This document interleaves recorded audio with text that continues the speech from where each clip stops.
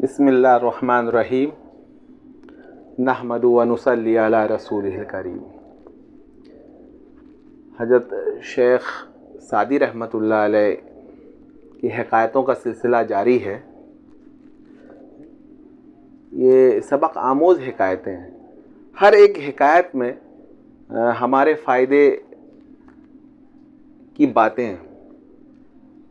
ये और बात है कि इस ज़माने में फ़ायदे का मतलब जो है सिर्फ रुपए पैसा और ये है, लेकिन हकीकत ये है कि रुपए पैसा और माल और दौलत जो है सिर्फ हमारी ज़रूरत है, पेट की ज़रूरत है, तन की ज़रूरत है। लेकिन इंसान जो रहता है एक समाज में, तो उसमें और भी बहुत सी अखलाकी चीज़ों की ज़रूरत है। अखलाकी रवैयों को अपनाने की ज़रूरत है। अगर वो कम हो जाए तो फिर ज़िंदगी जो है अजीरन हो जाती है, ख़ुद भी इंसान मुसीबत में आ जाता है और दूसरों को भी जो है मुसीबत में डाल देता है। तो आइए एक हिकायत जो है आज हम लोग जो हैं वो बुस्तान सादी से वो पढ़ें। इस हिकायत का उन्वान है खुद गरज दुकानदार। बयान किया जाता है कि एक बार ऐसा हुआ कि शहर बगदाद आग की लपेट में आ गया। सुए इत्तेफाक से किसी मकान को आग लगी और देखते देखते आधा शहर राख का ढेर बन गया। इस हादसे के बाइस हर शख्स सोगवार था, लेकिन एक शख्स को देखा कि इस बात के लिए खुदा का शुक्र अदा कर रहा था कि उसकी दुकान सलामत रही। एक दर्दमंद शख्स ने उसकी ये गुफ्तगू सुनी तो उससे कहा, ऐ हवसकार, क्या तुझे सिर्फ अपनी ही फिक्र है? क्या तू इस बात के लिए शुक्र अदा कर रहा है कि आधा शहर जलकर खाक हो गया, लेकिन तेरी दुकान सलामत रही? ऐ संग दिल शख्स, अगर मखलूक के खुदा फाकों से निढाल हो तो कोई शरीफ इंसान पेट भर कर खाना नहीं खा सकता। अगर लकड़हारे का गधा दलदल में फंस गया हो तो आदिल बादशाह अपने दिल पर गम का बोझ महसूस करता है। तेज चलने वाला मंजिल पर पहुंच जाए तो उसे अपने उन साथियों की तरफ से गाफिल नहीं होना चाहिए जो तेज नहीं चल सकते। कितना बड़ा सबक जो है हज़रत सादी रहमतुल्लाह अलैह ने दिया कि खुदगर्जी जो है ये ख़ानदान को, समाज को, माशरे को ना, मतलब हर एक रिश्ते को जो है ये खुदगर्जी जो है तोड़ देती है और उसको ख़राब कर देती है। और अल्लाह के नज़र में तो एक खुदगर्ज इंसान जो है वो बेहतर हो ही नहीं सकता। तो अगर आपको बेहतर बनना है और अल्लाह के नज़दीक भी और लोगों के नज़दीक भी, तो आपको जो है दूसरों का दर्द महसूस करना पड़ेगा, दूसरों के गम को अपना गम समझना पड़ेगा। यही जो है ये इस हिकायत का जो है वो ख़ास लब्बे लुबाब है। खुदा ने दिया है तुझे गर फराग, तो मत भूल बेकस के सीने के दाग। रियाया अगर कहत से हो तबाह, तो भूखा रहे खुश सैर बादशाह।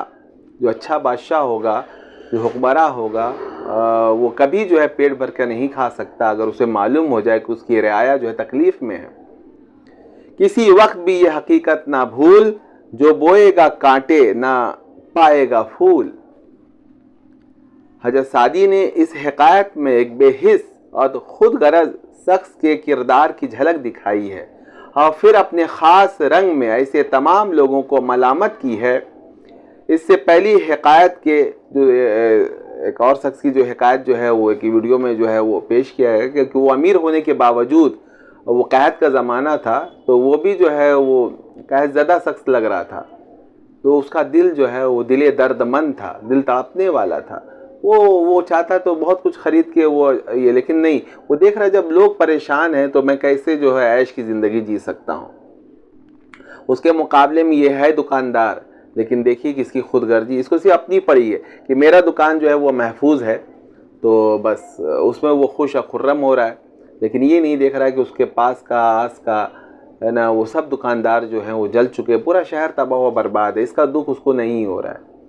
तो फिर ये शख्स जो खुद गर्ज इंसान है, सिर्फ अपनी की गरज से मतलब है, अपने मफाद से मतलब, ये किसी का नहीं है, ये सिर्फ अपनी ज़ात का है और अपने मफाद के बारे में ये शख्स जो है हमेशा वो सोचेगा।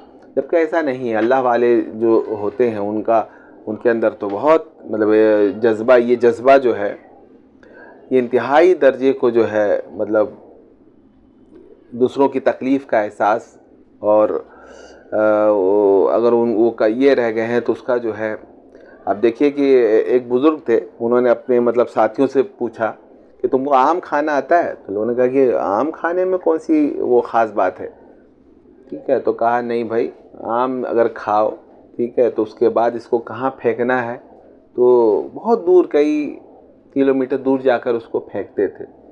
तो बाद में ये मालूम हुआ और हज़रत ने भी वो बताया कि भाई हमारे महल्ले में और इसमें जो है बहुत सारे लोग जो हैं वो आम खाने के जो है वो है नहीं, तो मैं सबके यहाँ तो पहुँचा भी नहीं सकता, इतना भी मेरे पास भी नहीं है।